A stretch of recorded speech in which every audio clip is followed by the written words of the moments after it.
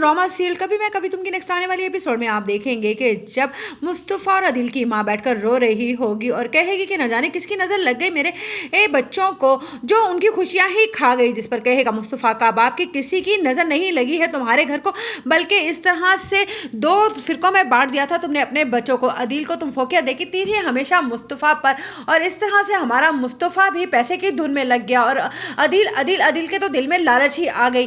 तुम जानती हो कि ये सारा किया धरा अदिल ही का है, वो अपनी ये बर्बादी का खुद जिम्मेदार है। जिस पर कहेगी ये अदिल की माँ के, आप क्या कह रहे हैं, सारे का सारा इल्जाम आप मुझे किस तरह से दे सकते हैं। जिस पर कहेगा अदिल का बाप कि सारा इल्जाम तुम्हारे ही सर जाता है, तुमने अपने दोनों बच्चों के घरों को खराब अपने हाथों से कर डाला। ना उस दिन तुम रबाब के कहने में आकर इतनी बड़ी रकम रखती और ना ही इस तरह से मुस्तफ़ा और शर्जीना को घर से निकालती, और ना ही मुस्तफ़ा को यह एहसास होता कि पैसा ही जिंदगी में सब कुछ होता है, वरना वो लड़की तो दो कपड़ों में भी यहाँ पर रहने के लिए तैयार थी। शर्जीना जैसी इस साबिर लड़की तो तुम्हें नहीं मिलने वाली थी। जिस पर कहेगी मुस्तफ़ा की माँ ये तो मुझे भी एहसास हो गया है कि शर्जीना के साथ जो कुछ भी हमने किया वो बहुत बुरा किया, और उसकी बर्बादी और उसकी खुशियों के कातिल भी हम ही हैं। जिस पर कहेगा मुस्तफ़ा का बाप के मुझे तो लगता है कि अब तुम्हें उससे माफ़ी मांगनी चाहिए, अब वक्त आ गया है। इतने में मुस्तफ़ा आ जाएगा और कहेगा कि अब माफ़ी मांगने का कोई फ़ायदा नहीं, क्योंकि शर्जीना अब वापस नहीं आएगी कभी भी। जिस पर एकदम से